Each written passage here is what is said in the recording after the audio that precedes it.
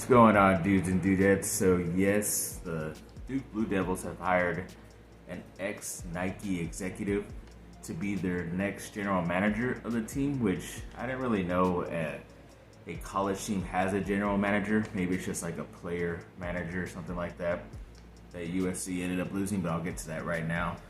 But yeah, overall, it's a pretty good hire. She's obviously qualified, or overqualified, I would think, to do this type of position, but name is Rachel Baker, and looks like all that's been said about her is really nice and positive things. So hopefully there's a good marriage between her and the Duke Blue Devils basketball team. So let's hope for all the goodness there. Then speaking of USC, yes, they lost their player manager, as they call him. So I'm assuming it's like a GM, something like that. But he was definitely involved in a lot of things other than just players. He also was very crucial in bringing in the new head coach, Lincoln Riley, as well. Definitely worked right under the athletic director, Mike Bone, for USC. So he's a pretty big guy, and it's pretty obvious that he was going to get a NFL shot anytime soon. And luckily, it's, I guess, with the Detroit Lions, who are kind of up and coming right now, have a lot of good younger players on their staff. So it's a good opportunity for him, and whenever the NFL calls over college, you kind of have to go for it. So not mad at him, just hoping that none of the other recruits coming in the future had decided to come to USC because of him. But overall, it's a pretty cool thing for a USC executive or some type of person there getting a shot at the NFL front office, thing like that. So congrats to Brandon Sosna. Then Justin Herbert of the Chargers was put on this list of the best of the top 25 players under 25 or something like that. It was kind of weird saying, but yeah, under 25 years of age. He was considered the number one player. I don't know if Joe Burrow was on that list, because he was obviously one of the best younger players to lead his team to the freaking Super Bowl this last season, so he might be a little bit older than 25, but I did also see that the left tackle that they drafted last year, Rashawn Slater, was also on that list. So to have two guys on their team, especially at those key positions, considered as a top 25 list, it's pretty good, in my opinion, when it comes to NFL. So hopefully it is a positive thing for the Chargers in the future. Then speaking of USC's 2023 recruiting class, yes, apparently a lot of things were adjusted because the summer's coming up and a lot of guys have boosted up their stars or their points, whatever they call it. So I guess they do like some type of tracking or Nike Summit things or whatever. And a lot of those guys did boost up their scores. So now USC has the number one recruited class, not coming in this year, but the following year. So it's pretty cool that they already have that. And they don't even have like 10 guys. So you could probably add another 10 to 15 more officially, so maybe it'll make that class even better. But it's pretty cool to see that so far for their future. Then an ex-Duke player, Quince Snyder, who's the head coach of the Utah Jazz, for some reason resigned the other day. I guess he couldn't figure out a new deal to be able to stay with the team, and most likely didn't want to because of the divas he'd had to coach in Donovan Mitchell and Rudy Gobert, who are always going at it and are the top highest paid players on the team. And if you can't get those guys to play together, then what's the point? And he's most likely going to end up taking over for Greg Popovich in San Antonio, who's been there forever, like 20 plus years. And I know he has a good relationship with him and that whole team, that organization. So I'm sure he's going to end up going over there. So it's not surprising, but I'm pretty sure Pop will coach one more year before he officially retires. Then yes, apparently Duke has scheduled to play in the Jimmy V Classic coming up this fall. And they are apparently going to play one of the top teams from this last basketball season in Iowa. But luckily, one of the better players from that team, Keegan Murray, decided to leave for the NBA draft. And now he's considered like a top 5, top 10 NBA player. But at least luckily, Duke doesn't have to play one of their better guys. So they should get this victory in a good thing to raise awareness about cancer, that little basketball tournament. But overall, it's going to look good on their resume for March Madness. Then Brandon Staley, apparently, according to this article, he is a betting favorite to win Coach of the Year. So basically, the head coach of the Chargers is going to win Coach of the Year, obviously that just means you're going to have one of the better records in the league, and obviously a bigger turnaround than, 9-7 or 9-8. I forget what their record was. It was, of course, right around 500, as I said it would be. But yeah, if he's going to win Coach of the Year, he has to definitely get 12 plus wins. So that would be definitely good for me as a Charger fan. So looking forward to that. Then the Lakers officially made some, news about their assistant coaches. A lot of guys that people thought they were going to keep around, but apparently not. David Fizdale decided to let go. He's an ex-head coach in the league, but they decided not to keep him. Then they also let go of John Lucas III, who was kind of like a late add-in to Vogel's staff last year, but he's just getting his feet wet in coaching. And then Mike Penberthy, I think that's how you say it.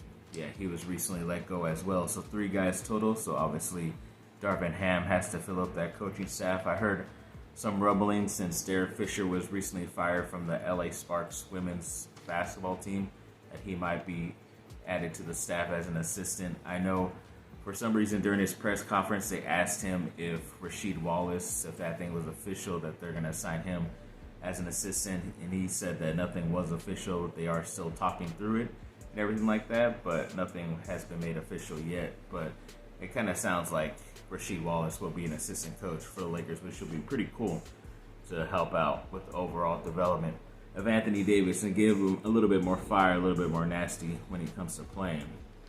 Then when it comes to Duke's 2023 commit, McKenzie Baku, he apparently signed with one of the more talented, free agency places out there for a contract in CAA.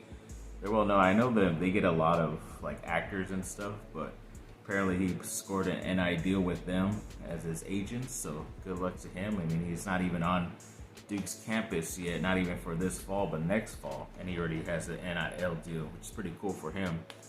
Then speaking of the 2023 class for USC, the quarterback Malachi Nelson, he said he's just been so excited to recruit guys to come to USC. I remember a guy in the past who said that as well. Bryce Young, who is now the Heisman winning quarterback of Alabama, he was always recruiting guys to USC and all that stuff, and all of a sudden he goes to Alabama, which hurt. But I know as long as Lincoln Riley doesn't jolt for the NFL after 1 year at USC, then I think we could get this 5-star quarterback on campus next fall, and then a lot of the other better players will come as well. I know he's going to be here, I think in the middle of June, in another week or two. They're going to have a big, get together of a bunch of these top recruits around the whole entire country. They're going to come to USC, have a dinner, stay a couple of days and stuff, show them around, pretty much have a big old presentation for them. And a lot of the guys who are already committed will be there, like a Malachi Nelson or Makai Lemon as well, his teammate at his high school. So that's going to be, hopefully, a lot of good things, especially when it comes to recruiting for USC. Then in this article, they said there are a lot of sleeper contracts the Lakers could sign. And of course, one of the pictures on there and the guys that they talked about was an ex-Duke player, the national champion in Tyus Jones, who's been pretty much with Memphis his entire career. He didn't get drafted or start with Minnesota, but I think he's earned a little bit of a bigger contract than maybe what this article suggests. So he might not be in the Lakers' plans because you have to give up a bit for a guy who's pretty much better coming off the bench than he is starting. So, but maybe he could start for the Lakers. You never know. He's probably good enough to do that if you have to pay him that much. But overall, it's pretty cool that he's getting some love out there. Of course, already lost my spot. But yeah, CBS also had a list that they came out of the top impactful guys who are transferring to the Pac-12 this year out of all the teams. And of course, USC has 4 of the top 5 of those guys. Obviously, they got Caleb Williams and Mario Williams from Oklahoma, and they also had Travis Dye, the running back from Oregon, and then they also added Jordan Addison, the top wide receiver. Basically, he won the award last year in college, and now he's coming to USC. So it's pretty cool that they're able to get those top guys on that list, but you got to make it work. You can't just have the best talent. They have to all work together. Then the Lakers said that they're going to be aggressive in trying to get into the second round to be able to buy one of those picks, be able to select one of those guys, because they have been working out a lot of guys who aren't the top 15, top 20 talent. They've been working out a lot of guys who might be considered late first round, early second, definitely later in the second round. So they've been going through a lot of guys this year when it comes to the college guys. So it definitely looks like they're going to end up buying at least one of those picks.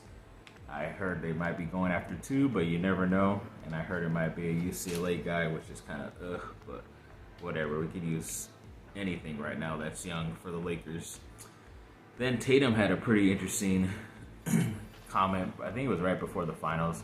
Obviously, everybody talks about him idolizing Kobe and wanting to mimic his game. It's similar, but I forget what type of player he normally kind of is. He's definitely not an exact Kobe, but to have that Mamba mentality, as everybody talks about, he definitely has it. So he's not going to be as great as Kobe, being able to score that much, but being able to beat a team in certain different ways, he does have that.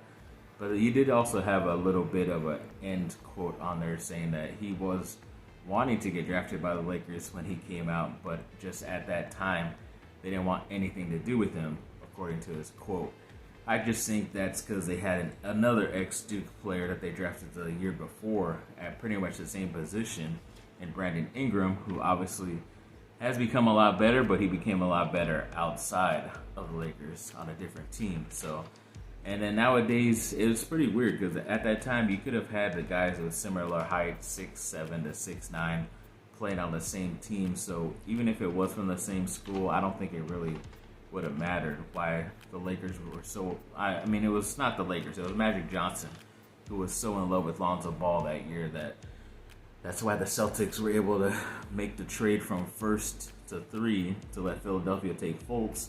And they got a lot of extra draft capital, and they still got the player they wanted in Jayson Tatum, because they were going to take Tatum number 1 overall anyway. So obviously the Lakers dropped that ball. Magic Johnson did, and all he talks about is other stuff, that great stuff that other people are doing other than him, but whatever, right? I guess we have to get through it.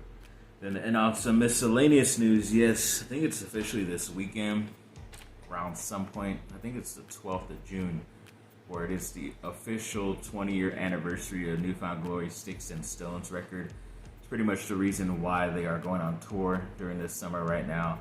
It's because of the 20-year anniversary for that, so they will play that whole CD through 1 through 12, and then obviously throw in a lot of their other good songs, their other hits as well. It was pretty interesting to see some of the stuff in that article, because obviously some of the, at least 2 of the bigger pop punk rock bands that are out right now that are still going. All Time Low came out of that was a lyric from the Head On Collision song. So it's pretty cool that they were named after a Newfound Glory lyric, and also obviously the story so far, the ending song on this record is also a big band that's going on right now. So it's pretty cool that 2 bands were named after lyrics. You don't really hear that often from other bands and stuff, but it's pretty cool to see.